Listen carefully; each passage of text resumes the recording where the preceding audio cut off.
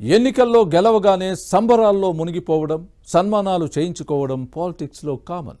కానీ ఆ మంత్రి మాత్రం అందుకు భిన్నం. సింపుల్గా తన పని తాను చేసుకుపోతున్నారు. ఫ్యాన్ పార్టీ పాలనలో జరిగిన అక్రమాలను వెలికి తీస్తూ వైసీపీ మాజీ మంత్రులు, ఎమ్మెల్యేలకు సింహ స్వప్నంగా మారారు. పార్టీ కేడర్ వచ్చి ఫెలిసిటేషన్ ప్రస్తావన తీసుకువస్తే 100 రోజుల వరకు ఆగాలంటున్నారు. ఇంతకీ ఎవరా మంత్రి? ఆయన ప్లాన్స్ ఏంటి? 100 days టార్గెట్ ఏంటి? What's the story?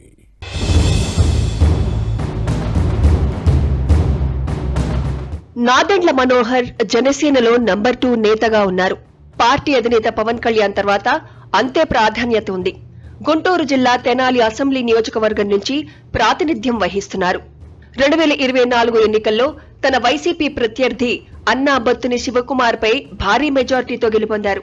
తెనాలి స్థానం చరిత్రలో ఎన్నడూ లేని విధంగా 50,000 మెజార్టీతో గెలుపొందిన ఏకైక ఎమ్మెల్యే నాదెండ్ల మనోహర్ రికార్డు సృష్టించారు.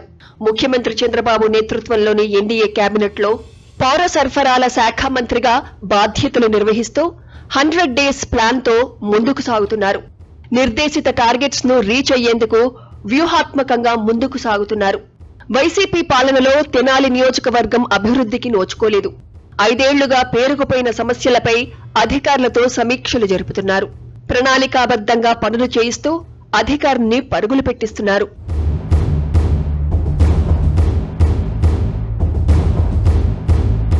మరోవైపు పౌర సరఫరాల శాఖ మంత్రిగా బాధ్యతలు నిర్వహిస్తున్న నాదెండ్ల మనోహర్ మొదటి రోజు నుంచి తన శాఖపై పట్టు సాధించే ప్రయత్నంలో ఉన్నారు.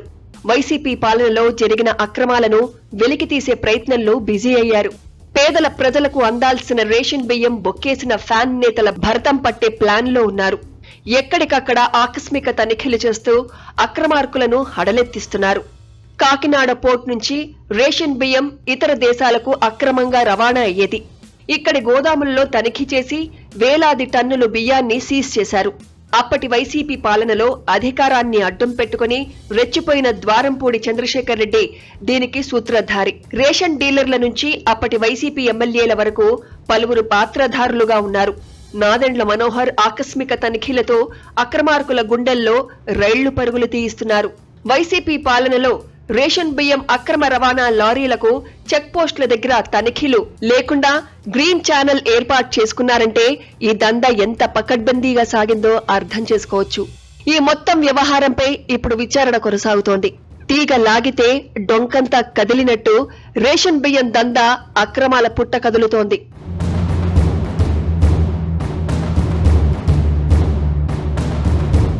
అక్రమాల వెలికితీతలో బిజీగా ఉన్న నాదెండ్ల మనోహర్ తన 100 days లక్ష్య సాధనలో భాగంగా సన్మానాలకు దూరంగా ఉంటున్నారు. విజయోత్సవ ర్యాలీలు నిర్వహించిన సభలు పెడతామన్నా వారికి వద్దని నచ్చజెబుతున్నారు. తన రూటే సపరేట్ అన్నట్టుగా ముందుకు సాగుతున్నారు నాదెండ్ల మనోహర్. మంత్రులకు ఈయన రోల్ మోడల్ గా నిలుస్తున్నారని టాక్. పేదలకు పట్టెడు అన్నం పెట్టేందుకు కిలో రూపాయలకే రేషన్ బియ్యాన్ని అందిస్తోంది ప్రభుత్వం.